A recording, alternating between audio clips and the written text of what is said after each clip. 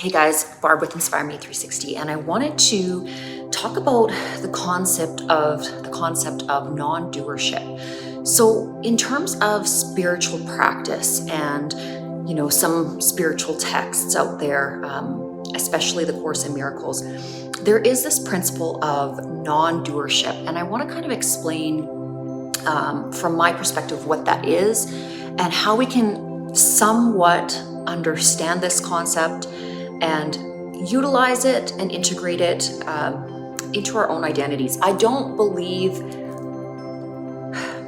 truly believe that non-doership is like an absolute law or rule. I think that we all have to take responsibility for what we do, and the idea of non-doership or that life is living us is kind of like the concept of confessing your sins, but continuing to sin and just saying, oh well, as long as I confess, everything is going to be okay. So I kind of roll those two concepts almost into the same arena, because with non-doership, essentially what we're saying is that as a spirit, as a soul that has incarnated into this lifetime, that we really have no control over our path, our life path, what's going on around us.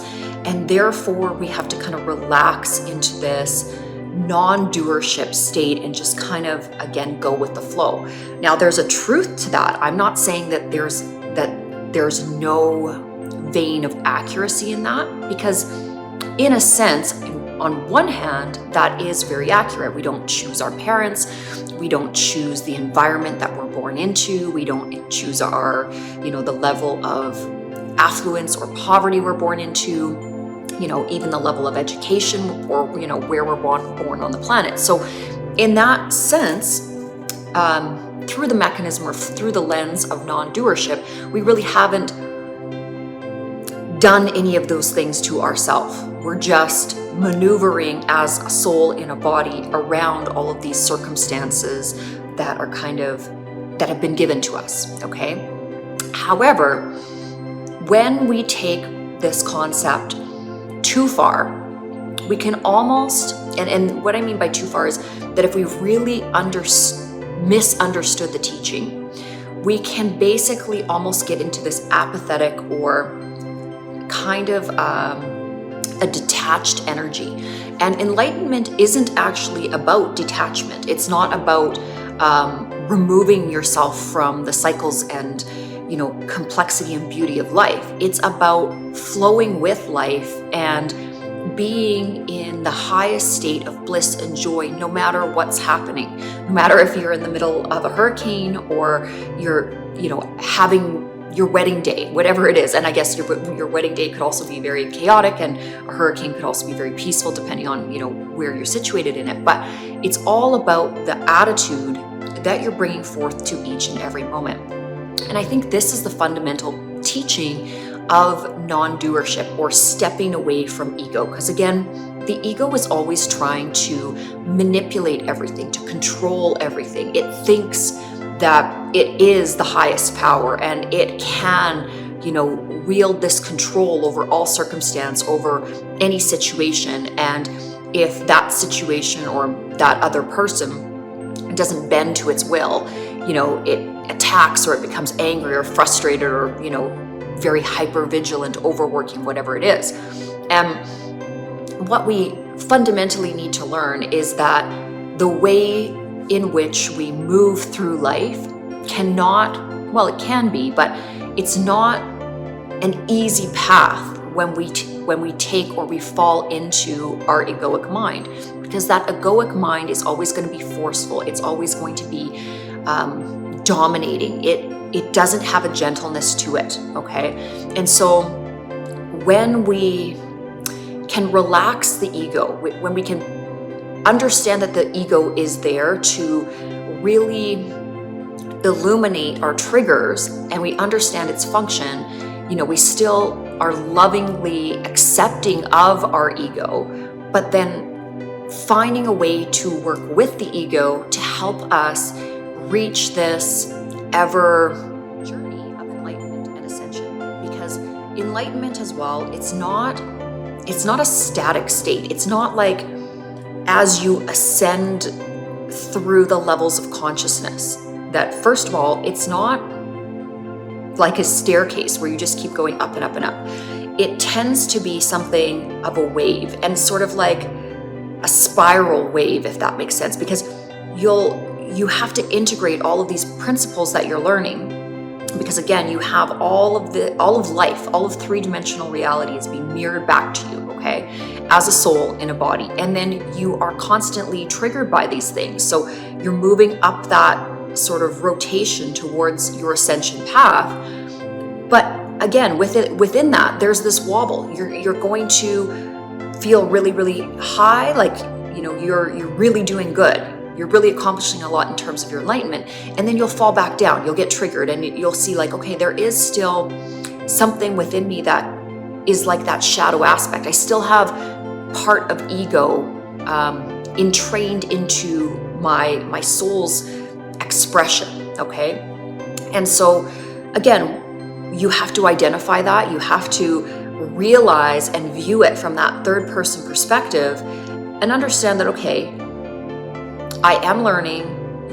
You become as a child. You start to look at yourself as a child. And this is, again, a little bit back to this non-doership teaching, okay? So when we can look at ourselves from the perspective of the higher self, so this is where our higher levels of thinking can look at our negative behaviors or our ego-based behaviors, and we can say, okay, there was a lot going on around us.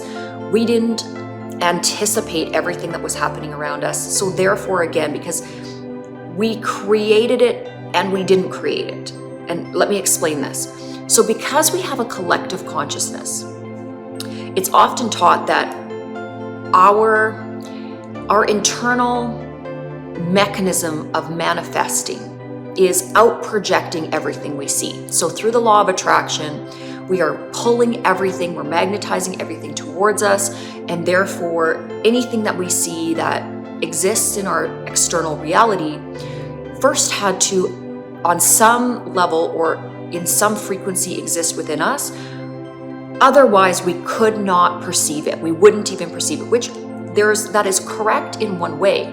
But because we are also living under this system of a collective consciousness, there are instances where we are going to be shown and involved and be collaboratively co-creating into an environment, situation, or experience that didn't necessarily emanate from us. And in some regards, when we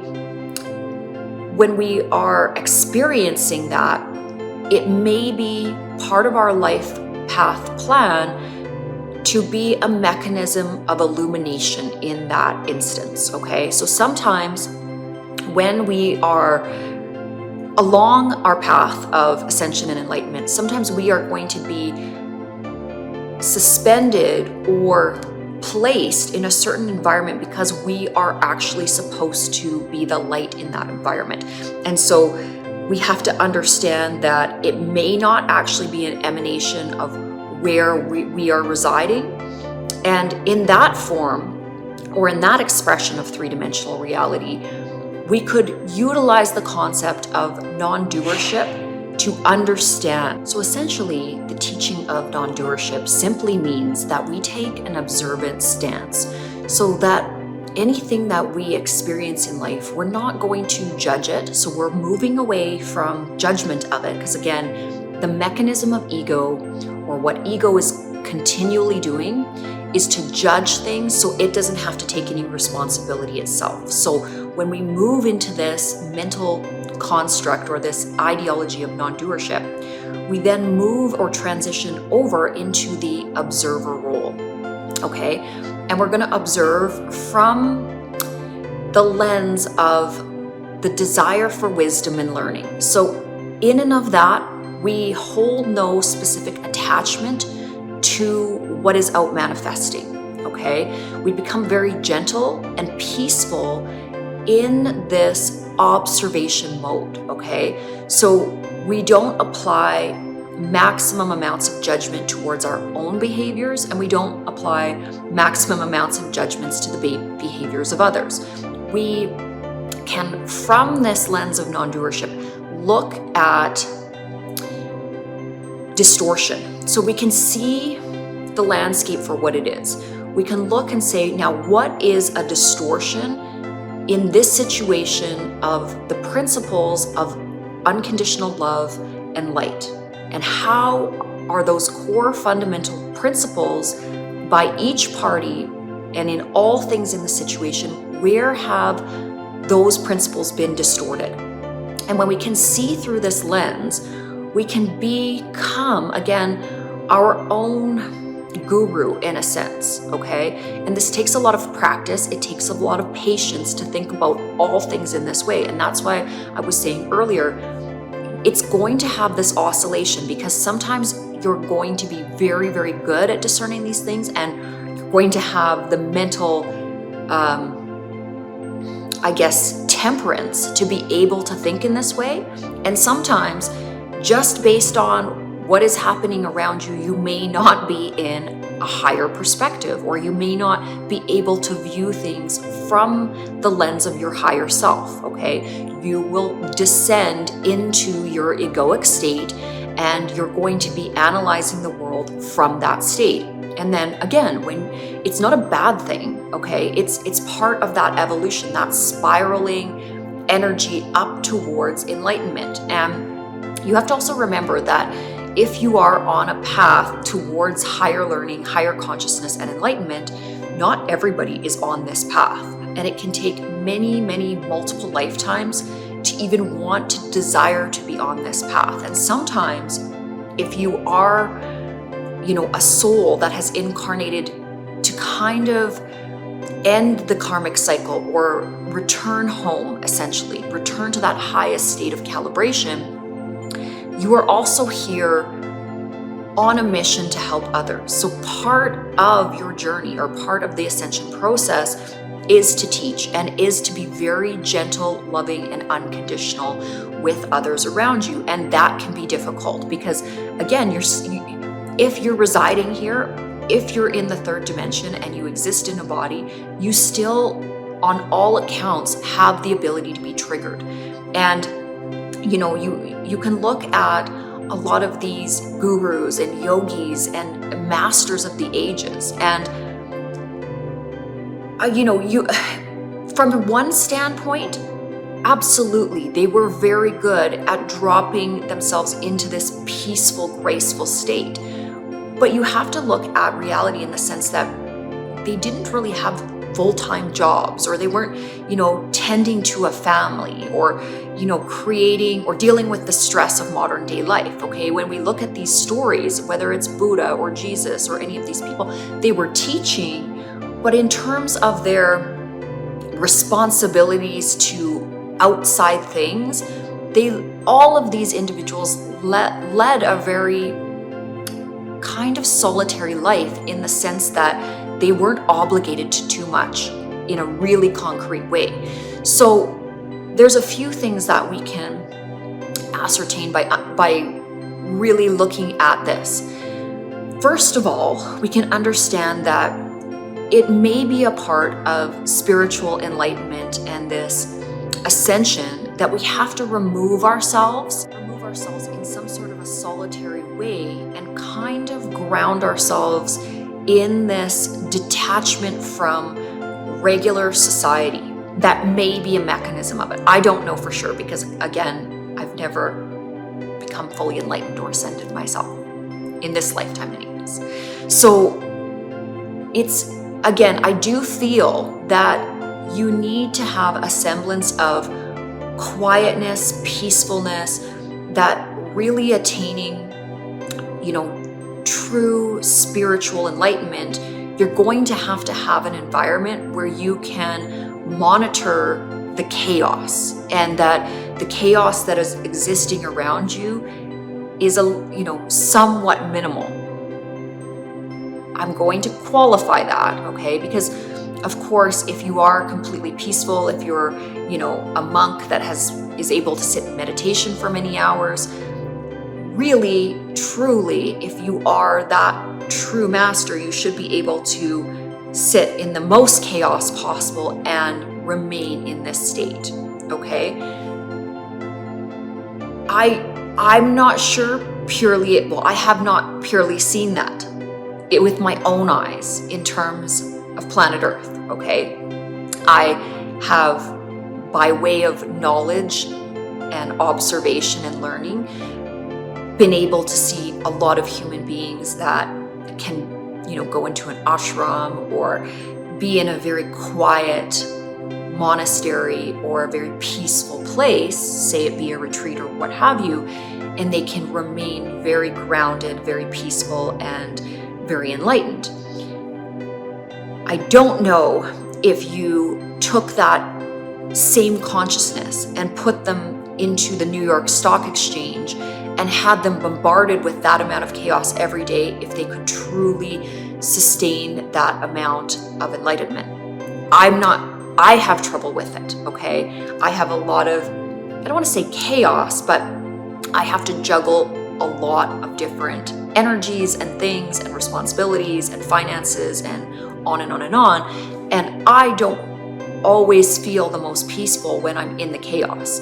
However, deep breathing, taking myself to a place mentally when I'm in the middle of that, where I remind myself that anything that is triggering me, again, is something that I need to dissolve within myself. I need to quiet within myself. I need to find that equilibrium of peace. And this is circling back to that principle of non-doership, okay? To a certain degree, anytime that we are in chaos, it's not necessarily our soul that has chosen the chaos. It is the chaos that is out manifesting.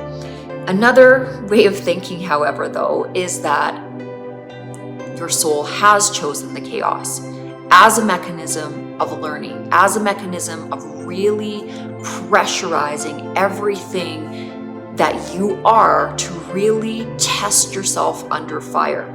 Because again, it's easy to be calm and peaceful and graceful when everything around you is calm and peaceful and graceful and in alignment. What the true test of, a soul's state of ascension or state of balance and grace is when it is under fire, when it is in chaos. How is it going to, or how is a being going to react to attack? Okay, and whether it be the Course in Miracles, whether it be, any of the great books out there, the wisdom teachings, it is a journey. It is a mental journey. It is a journey of one's consciousness, and the desire of the seeker to become more and more closely attuned to grace, to peace, to bliss. No matter what the circumstances, you are to become the eye of the storm. So when everything is swirling around you, if you can remain grounded and peaceful and steadfast within this anchored core self, and you're anchoring truly, especially when you're in an incarnation, in two forms, okay? So there's two types of anchors that are essentially going to be providing you stability, okay? So first of all, it's your anchor when you're in an incarnation to the body and the earth and the actual material realm. You have to be anchored into the peaceful energy of nature, okay? And that is the manifestation of the divine. So the divine mind, which is equally calibrated and is perfection, creates nature.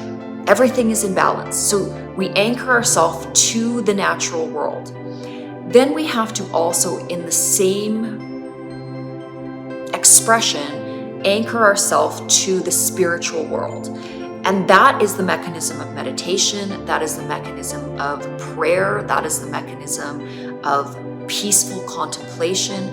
The mechanism of non-doership, the mechanism of grace, the understanding that we are detaching from our identity and our ego, that we are and can express as a higher consciousness in a body, and that it is possible to do so. This is a practice, it is a lifelong journey, and it is not something that is easy.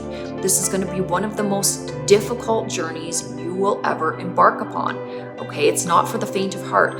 The easy way out is just to be a human being living a carefree, egoic lifestyle, because it doesn't require you to sacrifice. When you're in ego, you're doing everything for the self. And so there's very little thought that goes into it. It's a knee-jerk reaction. The egoic mind is the knee-jerk reaction towards whatever is self-beneficial and whatever puts you in the best circumstance, no matter what you have to do to get there. Okay? And the journey of the spiritual seeker is finding balance in all things and communing with divine intelligence and communing with the ideology of finding grace, balance, and non-judgment, and allowing whatever is happening to out-manifest and to go within and find that still small voice, that spark of illumination that was, there at your creation, and call it home. That is the journey home. That is the journey towards the resurrection or the communion, okay? And it's a very individual, personal journey. And to some degree, yes, it involves the collective. It involves the community. It will involve the church, depending on what religion you grew up in. And there's parts of the journey that, again, they are going to call a lot into question. But when we can realize that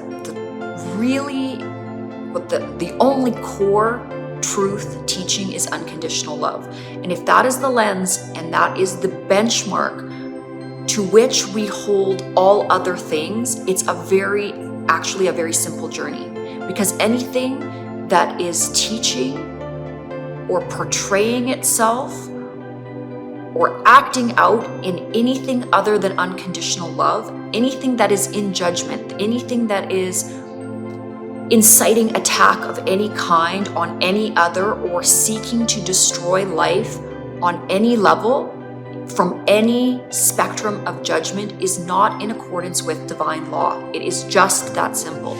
Everything that calibrates to love and light and God is only unconditional love. And anything that is taught against that is incorrect. It is a distortion. It is a distortion of ego. We see it all over the world. We see it in wars. We see it in uprisings. We see it in the group mentality of the vigilante, okay? The vigilante is the ego. It thinks it has to attack. It thinks it has to be bold and loud and controlling and fighting. It has to fight. And that's incorrect, because again, the very mechanism of the creation of the universe is happening in a balanced fashion. Everything that we see in the entirety of creation has its roots in balance. People that watch this video and say, well, that's incorrect, because we see, from the inception of the solar system, we have planets smashing together, we have total chaos, we have, supernovas, and we have, stars that are born and stars that die, and we have things like black holes that, rip matter to shreds. And what about that is not chaotic? And that's true, okay? There is a mechanism in creation where things are burnt down to rebuild. Okay, and so again, individuals would say, well, then what is wrong with the vigilante? What is wrong with the war? What is wrong with attack if it isn't just the energy that propels everything forward? That we must fight to keep a stronghold of what we want, what we desire. And yes, that's also correct. And this is part of understanding the totality of consciousness. That lens or that aspect of thinking is part of the whole. It calibrates lower on the ascension path. So it is in existence, this fight, this egoic attack state has its functionality in consciousness. It has its functionality in the learning process. As I was talking about that spiraling mechanism up towards our source or home, okay? That certainly is part of the play. It's part of what's going to out-manifest. And again, let's look at the principle of non-doership, okay? We can understand that what is happening outside of where we are as a consciousness, it's not something that we can 100% affect, because again, we are part of a collective consciousness. And due to the state of our collective consciousness, we have the various states of calibration in terms of frequency of where all others are currently sitting. And part of especially Earth in this incarnation in the third dimension is a lot of distortion. There is a heavy amount of distortion, which creates a great amount of catalyst. Think of the compression that creates a diamond, okay? So a lot of external forces really forcing the mechanism of the soul and the mind through the enactment of all of what's playing out on the global stage, through our bodies, because again, we're experiencing through our bodies. These are the lessons that crush us and squeeze us and mold us into or towards our dominant frequency. And that is going to be service to self, which is the egoic mind, or service to others. And we have to choose. And that's part of what we are here on earth to do, is to choose what our soul's dominant frequency is. Is it that we, from the core emanation of what we are we service to self, or are we service to others? And service to others doesn't mean we exclude the self, okay? Service to others means that we make the best decision that serve everything, all of creation at once. And because we are part of creation, we are also integrating our own life and our own beingness into this mental calculation. And service to others means that we don't care and we discount, service to self, sorry. Service to self means that we don't care and we discount any of the domino effect of our actions and how they will affect others. So when we're service to self, we just really don't care about what we're doing and how it affects others. And again, I can't speak about that particular path very articulately because I've always felt a strong draw towards the service to others path, okay? But in our system of duality, we have those two choices. I know some of this is going to seem a little bit complicated, but I just want to circle it back to, again, that ideology of unconditional love. If you want to achieve the highest expression of consciousness that you can possibly achieve in this octave or in this level of third dimensional reality, it is unconditional love.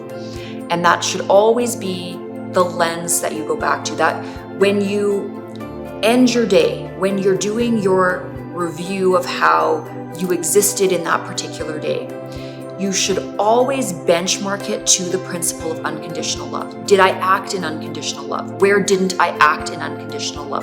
How could have I done this better? How could have I served better? How could have I been less judgmental? How could have I been more kind? You know, that's really, at the end of every day,